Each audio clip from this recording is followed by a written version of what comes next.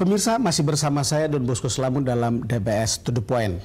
Tokoh kita kali ini adalah seorang newsmaker yang menjadi buah bibir dalam sepekan atau mungkin 2 pekan terakhir.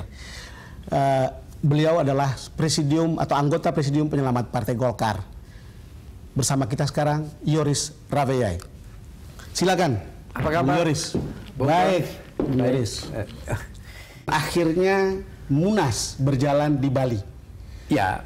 Padahal sebelumnya kan keinginan Anda dan kawan-kawan Munasnya 2015, Januari. Ya, memang itulah yang menjadi persoalan tentang bagaimana kita menafsirkan antara konstitusi dan rekomendasi. Dan dia mulai berangkat dan terjadi itu pada awal-awal Juli yang lalu pasca Pilpres. Bahwa kita sebagai partai yang dewasa, partai yang besar, dan semua partai hampir rata-rata itu kan melaksanakan Munas itu minimal persiapannya kan 3 bulan. Betul. Nah, jadi setelah Juli kemudian DPP sudah mulai melakukan persiapan-persiapan mengantisipasi untuk pelaksanaan Munas. Apa sih sebetulnya strategi yang akan kita lahirkan dalam Munas? Selain evaluasi perjalanan periode 2009-2014. Betul. Nah, pertanyaannya bahwa 2019 ini kan tantangannya sangat berbeda. Tidak seperti tantangan-tantangan sebelumnya.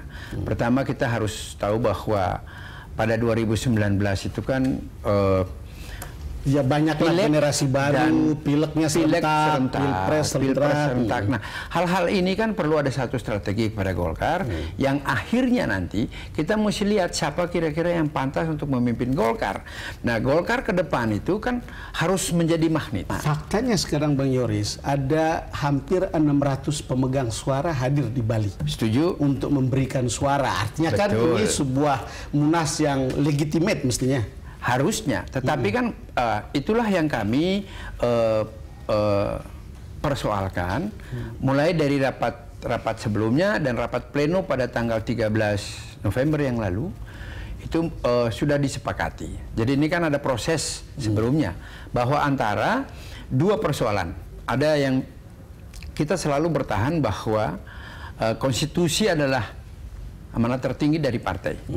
Konstitusi kita mengatakan anggaran dasar bahwa Munas itu dilaksanakan pada tanggal 4 sampai tanggal 8 Oktober. Betul. Kemudian mereka kubu Abu Rizal mengatakan ada rekomendasi. Terjadilah perdebatan di situ, kemudian disepakati. Akhirnya tanggal 13 November itu rapat pleno menyepakati bahwa akan dilaksanakan pada Januari. Dan itu kita sepakat semua. Tiba-tiba pada tanggal 17 November itu Rapim di Jogja sudah direkayasa sedemikian rupa sehingga Abu Rizal sebagai ketua umum partai politik ini seakan-akan tidak bisa berbuat banyak setelah ada permintaan dari daerah-daerah atau dari DPD 1 untuk dilaksanakan Munas pada tanggal 30 November ini. Iya, pertanyaan saya sebetulnya begini.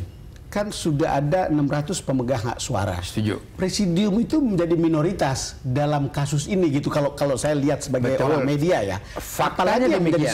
Faktanya demikian, Pak Don. Jadi begini, kami juga berproses. Kami melakukan ini kan bukan serta-merta tanpa melakukan komunikasi dengan seluruh pemegang hak di dalam partai ini, institusi artinya gitu.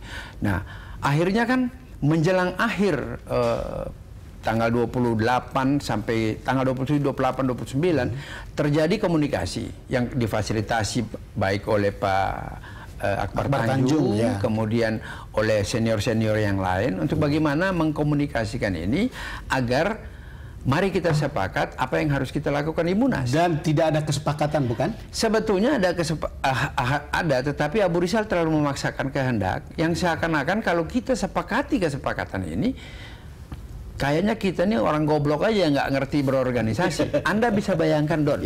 Kesepakatan itu kan dulu kami katakan bahwa begini, oke kita sepakat bahwa sudah ada keputusan pleno dan adalah rekomendasi Munas, maka kita laksanakan Munas pada 2015. Beliau bilang, oh nggak bisa, kalau kita mau mundur sampai Oktober tahun 2015. Dasarnya saya apa? Ikuti.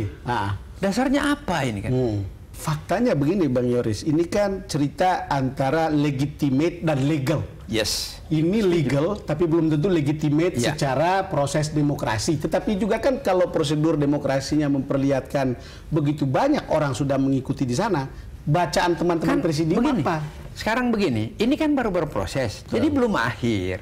Seperti kejadian kemarin kita kan, kita hanya melihat daripada hasilnya kan, akibatnya. Tapi sebabnya ini kan masih ada berproses. Dan saya kira teman-teman yang datang ini masih memiliki idealisme. Ini bahaya sekali. Dan Bang kita Yoris, harus tahu kita akan kembali setelah jeda berikut.